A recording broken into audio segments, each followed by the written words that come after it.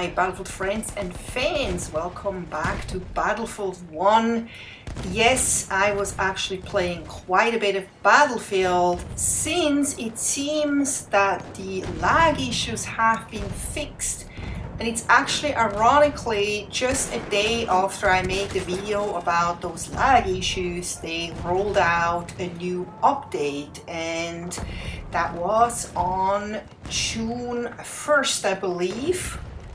Yes, and they call this quality of life improvement, which is a live service update.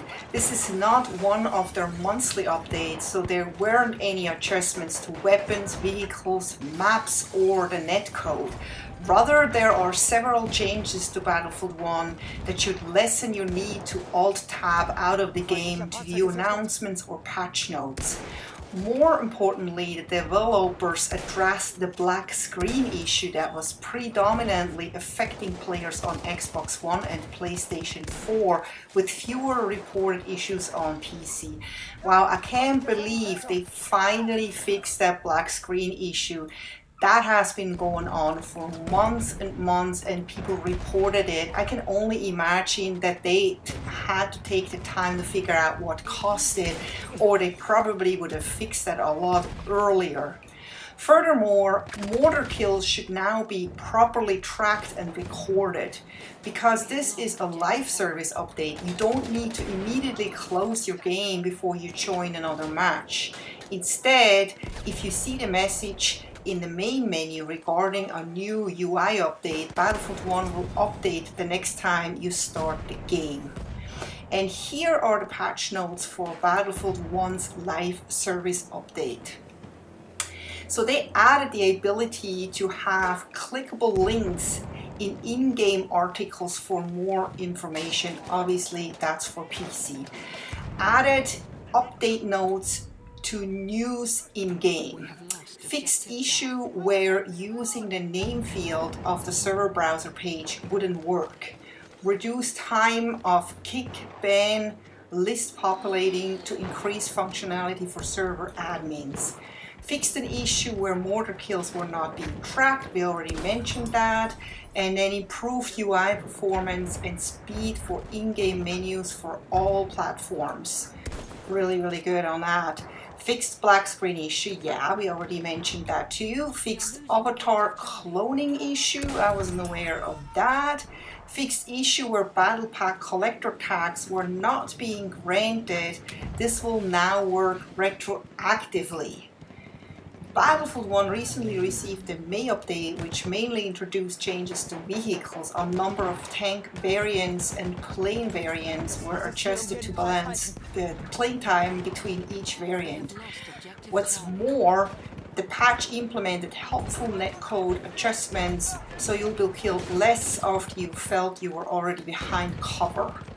In other Battlefield news, DICE plans to show off their Coming in the Name of the SAR DLC during EA Play 2017, which begins on June 10th. This will be the first looks at some of the gameplay for the Russian DLC, but also for the incoming female soldiers. Up until EA Play, Premium Friends will be active, which increase scrap rewards and other Battlefield events, so you can invite your friends to play DLC maps with you. Also in June, the first of the two night-only maps, Neville Nights, is scheduled to roll out alongside the June update. Based on Battlefield 1's previous two monthly updates, we'll likely see the June update and Neville Nights map in the last week. So they haven't really mentioned anything about lag, ping, and apparently they didn't even make any netcode adjustments in this update, even though netcode is PC only, as I believe it is not really called that on the Xbox One or the PlayStation. But they didn't really mention anything about that. But for some reason, a couple of days after I made my video and I tried to play Battlefield again, I actually was able to get into lag-free games. And you could just see here just a second ago that it was lagging. And in this game actually had quite a bit of lag, but that was not due to that issue that I mentioned in the other video. That was actually due to someone in the house watching Netflix at the same time on the same router. So I found out you cannot run Netflix and play a multiplayer game at the same time without having super bad lag. And I was totally aware of that, and that was like a one-time thing. And usually in my house, the Netflix and multiplayer game doesn't run at the same time. It's usually one or the other. So when I had those lag issues, nobody was watching Netflix, nobody was playing games on any other consoles or anything. I was really the only one. So I'm still pretty sure that there was an issue, especially since other gamers reported the same. But I'm just right now, I think if I go in via a quick match, I feel like I have better luck to get into lag-free servers for some reason. It may just be a coincidence. I have no clue what it really is. I'm just glad I can at least play some games without any lag. But it's amazing how you get used to the lag and you adjust your play style. That night where I recorded this, I had this super bad lag because of Netflix running on the same router.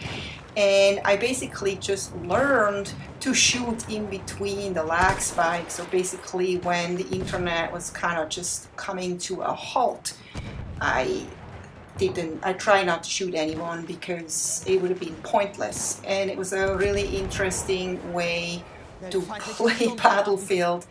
But anyway, I did pretty well. I had a great night, and besides the frustration, it worked out really well. So I'm just really looking forward to the next DLC. I can't wait. I'm a little bit bummed because I was thinking that we're going to get this DLC latest on June 10th, but it looks like we're not even getting anything by June 10th. They're just going to show it off, and then we probably have to wait until the end of June until we finally can get our hands on the new DLC, and probably also until we get the new map. I think at least it would be fun if they would roll out that free night map, Evil Nights, probably like, you know, a couple of weeks before they put out the DLC, but that's probably not gonna happen. We'll see. Well, I know people that have access to the CTE were able to play those maps, and I believe even some of the DLC, but I purposely try to not watch any of those videos because I don't want to get any spoilers. I hate that. It's like, you know, the coolest thing is when a new DLC comes out is to see those maps for the first time, play them for the first time, and not already know the maps in and out before you even play for the first time. But everyone is a bit different, and some people just can't wait to see it, and some people may think that they have an advantage over other players if they already know the maps in and out, even though they haven't really played it, but they know exactly what's going on in the map. I'm just different. I don't like spoilers. It's just like that. I don't like to watch movie trailers most of the time because movie trailers a lot of times give away almost all of the movie, and then it's just not as much fun anymore because you already kind of know what's going on, and it really kind of spoils it for me.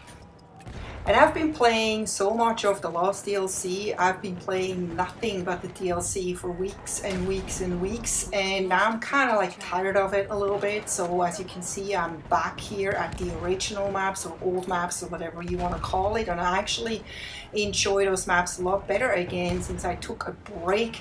And I've also played a lot of Counter-Strike. I've played some Titanfall since they came out with new maps and new game modes, and that's always fun. And since I had lag issues, and I play a lot of other games, but I'm definitely back in Battlefield 1, warming up for the DLC.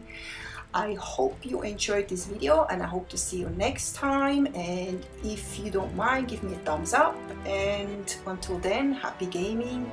Take care. Bye-bye.